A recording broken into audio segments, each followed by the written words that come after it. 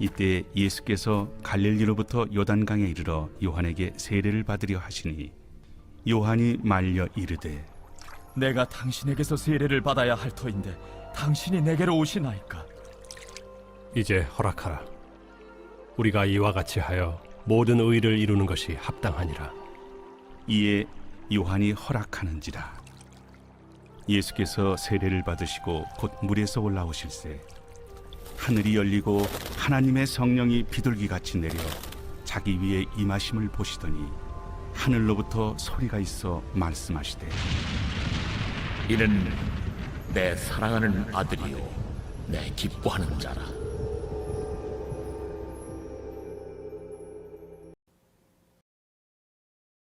제4장.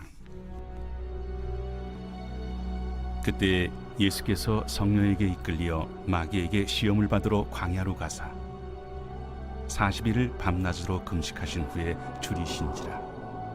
시험하는 자가 예수께 나와서 내가 만일 하나님의 아들이거든 명하여 이 돌들로 떡덩이가 되게 하라. 기록되었을 때 사람이 떡으로만 살 것이 아니요 하나님의 입으로부터 나오는 모든 말씀으로 살 것이라 하였느니라.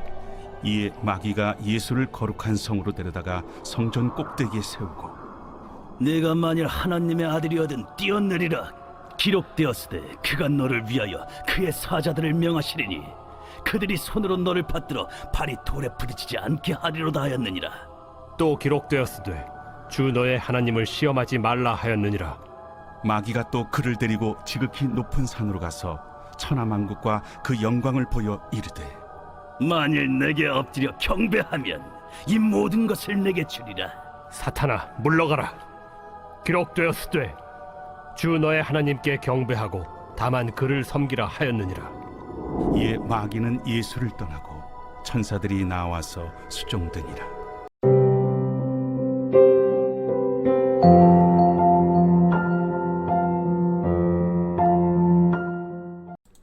여러분 반갑습니다. 오늘도 큐트로야는 기막힌 하루입니다. 본 말씀 마태복음 3장 13절부터 4장 11절의 말씀입니다. 자, 오늘 말씀을 통해 이제 구원 사역의 전면에 등장하시는 예수님의 모습을 보게 됩니다. 오늘 말씀을 통해 우리에게 주시는 성령의 음성에 귀를 기울이시기 바랍니다. 자, 먼저 첫 번째로 우리 구원을 위해 삼위 하나님이 총출동하십니다. 자, 방금 말씀드린 것처럼 이제 예수님은 세례 요한에게 겸손히 세례 받으시고 구원 사역의 본격적인 시작을 알리셨습니다. 자, 그런데 오늘 본문 3장 16절 17절은 성경 전체에서도 굉장히 중요한 의미를 가지는 말씀입니다. 왜냐하면 여기에 삼위 하나님께서 다 등장하시기 때문입니다. 자, 지금 예수님이 세례를 받으셨습니다. 그러자 성령님이 비둘기같이 임하셨습니다. 그리고 하늘로부터 이는 내 사랑하는 아들이요 내 기뻐하는 자라 하시는 하나님의 음성이 들렸습니다. 여러분, 오늘 이 모습은요, 나 한 사람의 구원을 위해 삼위 하나님께서 총출동하신다는 것을 보여주는 너무나 의미 있는 장면입니다. 자, 여러분, 우리는 하나님이 삼위일체라고 배웠습니다. 삼위일체라는 것은 하나님은 한 분이심과 동시에 세 분이시라는 뜻입니다. 여러분, 이 삼위일체의 진리는요, 우리의 이성으로 이해할 영역이 아니라 믿음으로 받아들여야 될 신비의 영역입니다. 자, 그런데 이 삼위 하나님께서는 각각 어떻게 다르십니까?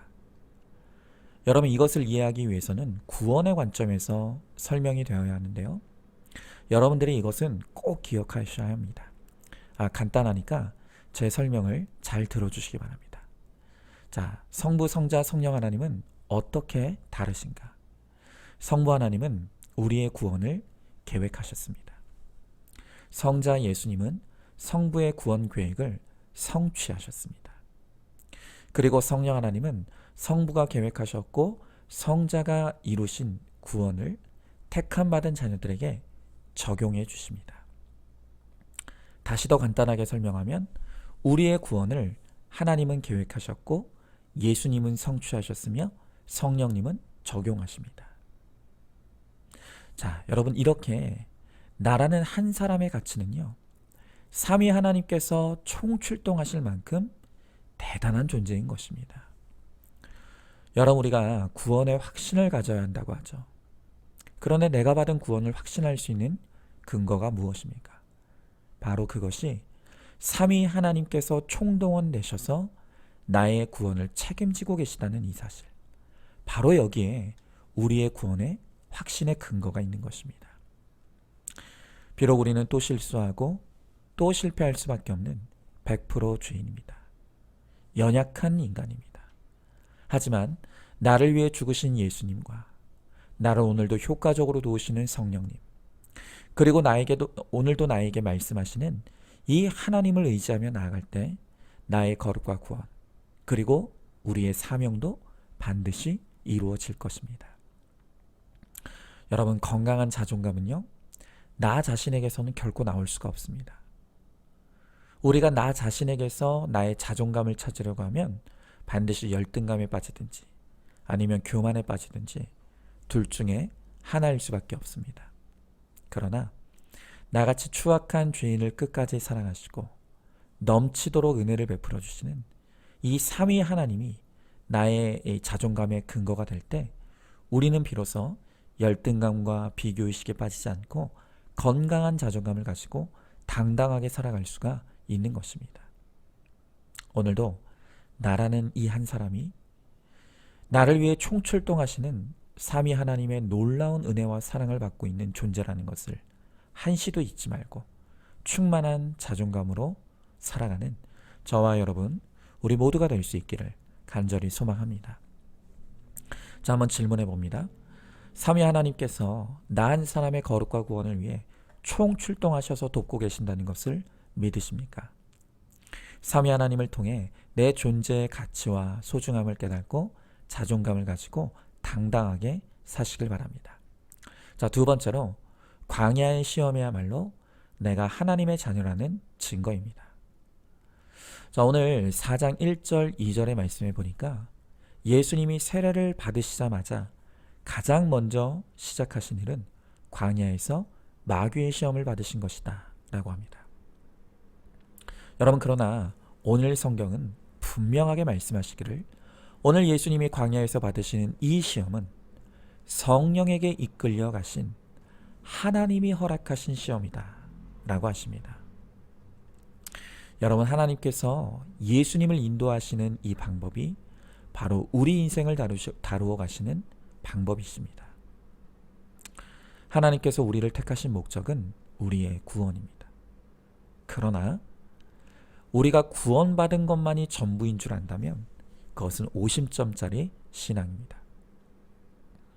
하나님은 택하시고 구원하신 당신의 자녀들을 이제 연단하시고 훈련하셔서 거룩한 사람으로 성장시키시고 또한 거룩한 나를 통해 또 다른 영혼을 구원하는 사명을 감당하게 하십니다. 여러분, 그러므로 우리에게 광야의 훈련과 연단이 있다는 것은 그만큼 내가 하나님의 기대를 받는 특별한 사람이라는 것을 알고 감사해야 하는 것입니다. 그러나 반대로 내 인생에 별다른 고난도 연단도 없다면 내가 얼마나 믿음이 없고 연약하면 하나님께서 남들 다 받는 그 흔한 고난 하나조차도 안 주시나 부끄럽게 여기고 회개해야 합니다. 자, 그런데 어떤 분들을 보면요, 여전히 세상의 기복 가치관에 매여 있어서 세상에서 하나님 없이도 사는 사람들의 형통을 부러워하고 나에게는 왜 그런 형통이 없느냐고 원망하고 불평하시는 분들이 있습니다. 여러분, 그러나요? 그것은 정말 하나만 알고 둘은 모르는 것입니다. 지금 이 세상에서 만사 형통을 누리는 대표적인 인물이 있다면 저는 바로 그가 저 북한의 3대째 권력 세습을 하고 있는 김씨 가문일 것이라고 생각합니다. 그들은 정권에 방해가 되는 사람들은 가차없이 피해 숙청을 가합니다. 또 자신들의 권력을 위해서 백성들을 가난과 도탄에 빠져 괴롭게 만듭니다. 그런데도 그들의 권세는 하늘을 찌르고 누구도 그 권세를 대적할 자가 없어 보입니다. 여러분, 그러면 그들은 과연 정말 복받은 사람들이겠습니까? 왜 이들이 이렇게 악을 행하는데도 그들은 형통한 것입니까? 그것은 그들이 확실히 저주받은 인생이기 때문입니다. 여러분, 이미 지옥의 저주가 확정된 인생은요, 사탄도 귀찮아서 건드리지 않습니다. 어차피 힘들여 건드리지 않아도 알아서 지옥 갈 사람들을 뭐하러 힘들게 건드리겠습니까? 오히려 잘한다 잘한다 박수 쳐주고 응원해 줍니다. 여러분, 사탄도요, 자기가 누굴 건드리고 괴롭혀야 될지 너무 잘 압니다. 예수님께서 인류의 구원자 메시아이기 때문에 이 사탄이 상대가 안 된 줄 알면서도 예수님에게 감히 시험을 가하는 것입니다. 우리도 마찬가지입니다. 우리가 하나님의 자녀이기에 또 말씀의 사명자이기 때문에 사탄이 우리를 흔들기 위해서 끊임없이 이런저런 시험으로 찾아옵니다. 우리가 이 사탄의 시험을 우습게 여길 것도 아니겠지만, 그러나 반드시 기억할 것은 이 또한 하나님이 허락하신 하나님의 통제 안에 있는 시험이라는 사실입니다.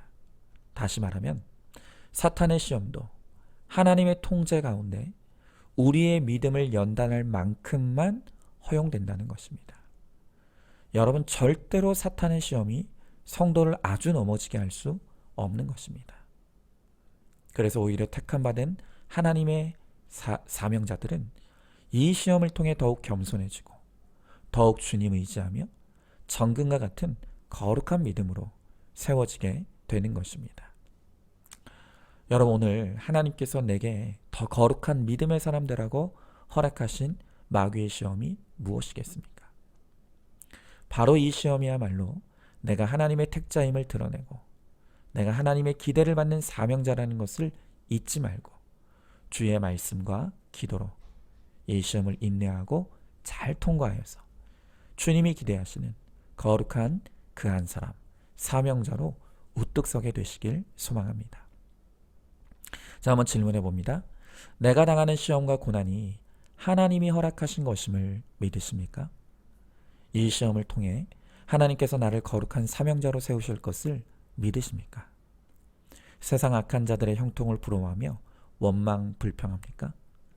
악한 자의 형통이야말로 저주 중에 저주라는 것을 깨닫길 바랍니다. 자, 마지막 세 번째로, 하나님은 나의 연약한 부분을 시험하십니다. 자, 오늘 본문을 보면 하나님이 허락하신 세 가지 시험을 우리가 보게 됩니다. 이 시험의 내용과 예수님이 이 시험을 어떻게 이기시는지를 우리가 함께 보도록 하겠습니다. 자, 먼저 첫 번째로 3절 4절을 보면 이 물질의 시험이 나옵니다. 육체적으로 정신적으로 무엇에든 줄일 수밖에 없는 것이 인생이죠. 그래서 오늘 사탄은 굶주림이라고 하는 욕망을 이용해서 나를 공격합니다. 여러분, 옛말에 3일을 굶으면 도덕질하지 않는 사람이 없다라는 말이 있죠. 그래서 예수님께 제일 먼저 이 물질의 문제, 생존의 문제라는 시험이 왔습니다. 예수님을 믿지만 하는 일마다 되는 일이 없고 광야 같은 환경에서 줄이고 있는 사람에게, 야, 너 하나님의 아들이라며, 너 하나님 믿는다며, 너 집사라며, 목사라며, 그런데 왜 굶고 있어? 기도하면 된다며 라고 하면서 사단이 우리를 조롱합니다. 그리고 이렇게 유혹하는 것입니다. 이제 너 자신을 위해 살아야지. 세상은 믿음만 가지고 살 수 없어. 말씀대로 살다가 망하면 하나님도 너를 책임지지 않아. 그러니까 눈 딱 감고 남들 하는 것처럼 적당히 타협하면서 살아. 여러분, 이렇게 사단은 지금 이 힘든 환경에서 도망갈 길이 있다고 그럴듯한 방법을 제시하면서 우리를 부추깁니다. 여러분, 그러나 우리 한번 생각해 보시길 바라요. 내가 줄였기 때문에 시험이 왔을까요? 환경이 힘들어서 유혹이 왔습니까? 여러분, 환경이 좋고 나쁜 것은요, 끝이 없습니다. 창조 이래 가장 좋은 환경이었던 에덴 동산에서 아담과 하와가 범죄했다는 걸 우리는 기억해야 합니다.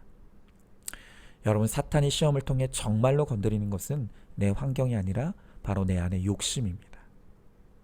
내 안에 숨어있는 욕심을 깨닫고 인정해야 시험을 이길 수가 있는 것입니다. 나의 욕망으로 인한 시험을 이기는 방법은 바로 이 기록되었을 때의 말씀입니다. 우리는 우리의 힘으로는 내 죄를 깨달을 수도 없고 끊을 수도 없습니다.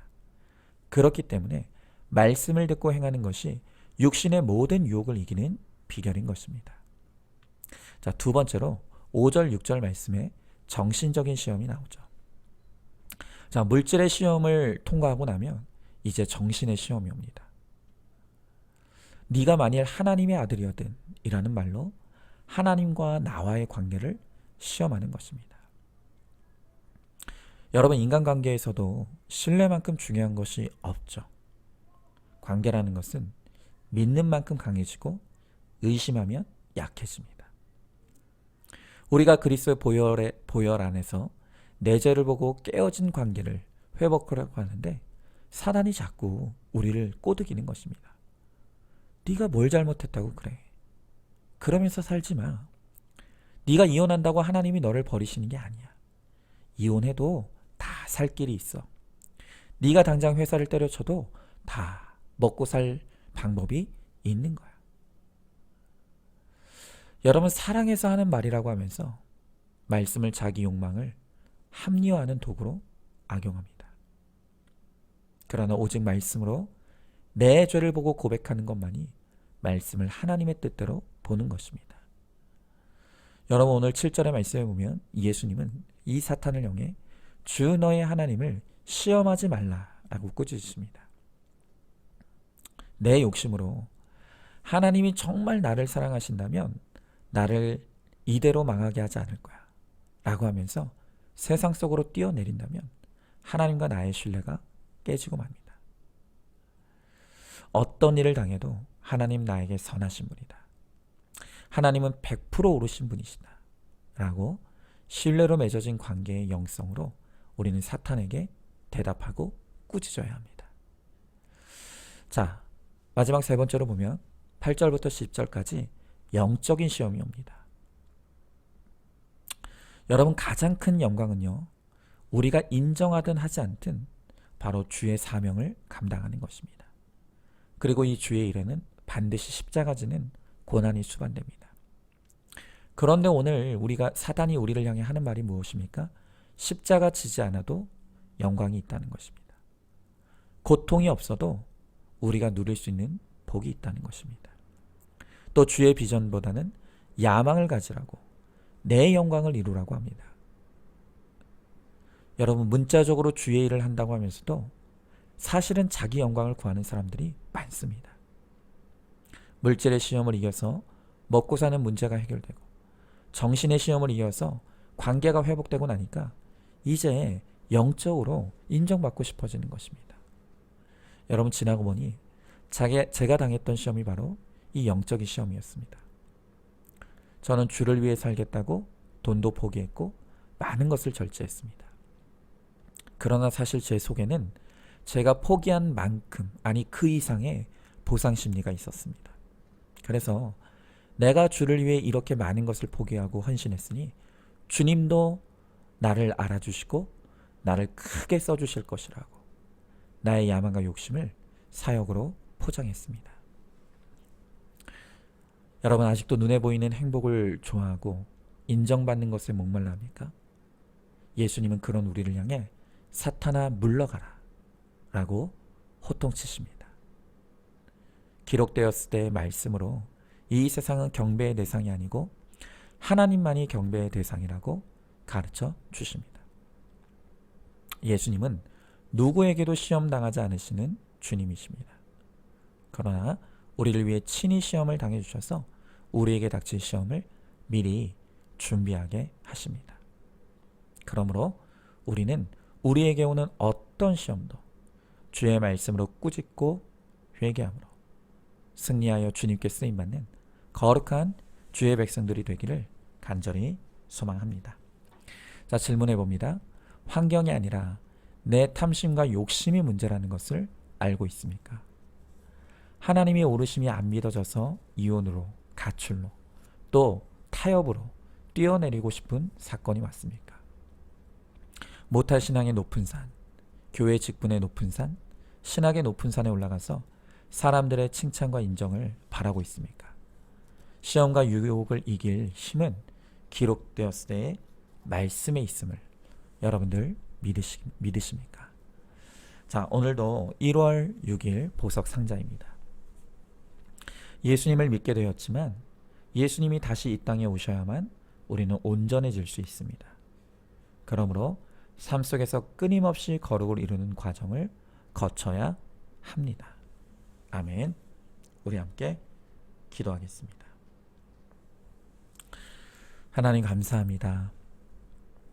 오늘도 이 마태복음의 말씀을 통해서 주님이 우리의 구원을 위해 총출동하셔서 우리를 책임지고 계신다는 것을 깨닫게 하시고, 또한 이제 주님이 우리를 광야로 이끄셔서 연단하고 훈련하시며 그것을 통해 거룩한 주의 백성으로 세워 주의 사명 감당하는 인생이 되기를 원하신다고 말씀하십니다.